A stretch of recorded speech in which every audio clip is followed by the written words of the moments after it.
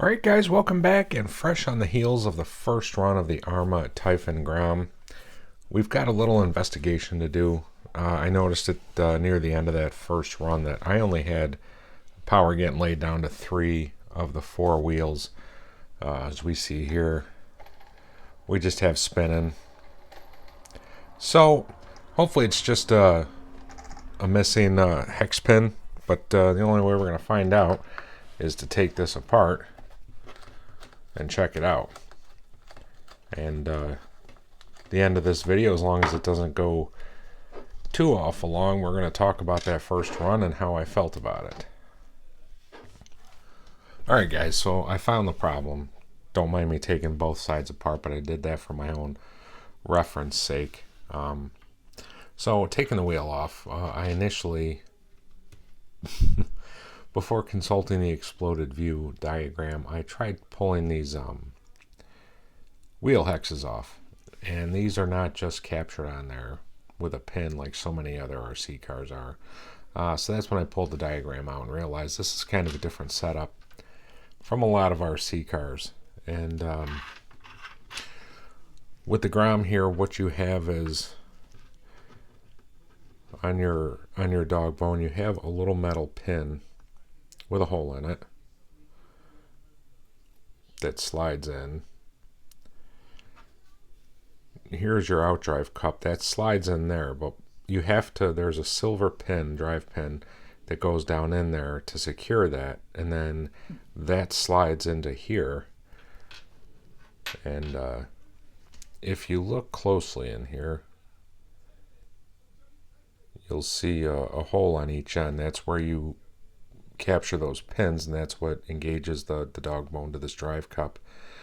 I don't know how well you'll be able to see it here, but right here, this hole where the pin goes in is stretched out. It doesn't look like there's a crack, but it's definitely stretched out, reamed out a little bit, and that's what allowed the pin to come loose,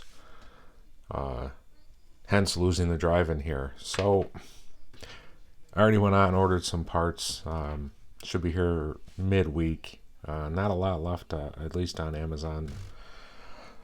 But yeah, an unfortunate breakage. Am I going to sit here and bash Arrma for a car that broke on the first run? Nope, it's a hobby. These kind of things happen. I was a little surprised if for a car that doesn't go particularly fast, that I did manage to break it. And, you know, I've seen plenty of other videos out there of people running their Groms and running them pretty hard. So this just might have been a fluke. You know, who knows? Stuff like this happens. So you order the parts. When you order this kit, you get 4 of them. And the other kit, when you put the parts number in, see if I can get it on here for you guys. Where are we here? Bear with me. You get a CVD rebuild kit. So when you punch in ARA 31181, you get that little dark collar piece right here. You get the pin that I'm missing, and then you get the little spring piece that goes over the drive cup here, which you know, looking at both of them, you know, the spring retainer is still on there, but like I said, unfortunately that plastic just got reamed out. And if you watch the run video, the action montage I did towards the end of that, there was an instance where I was jumping the car off of the back berm on the track, and on the one attempt I managed to smack the car head on into a piece of wood. It's my guess, it's my best guess, that's probably what did it.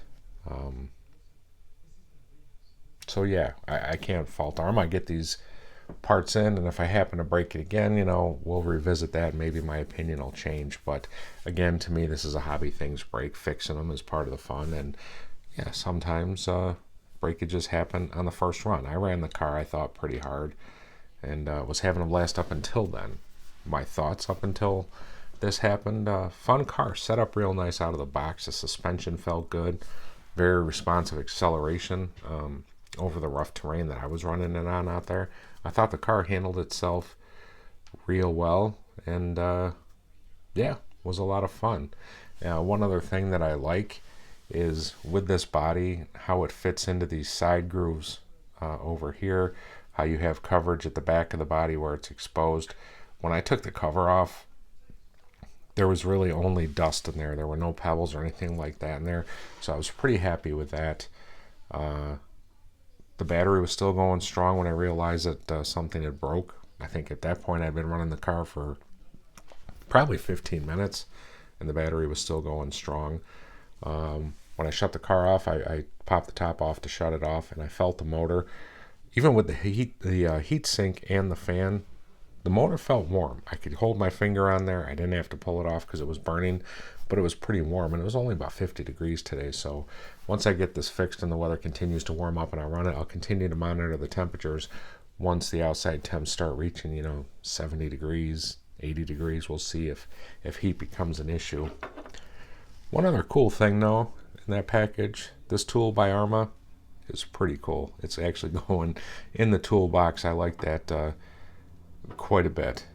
Other than that, I did manage to get the body, the painting for the DTO2 Sand Viper finished today. I've got to do the decals if I'm lucky.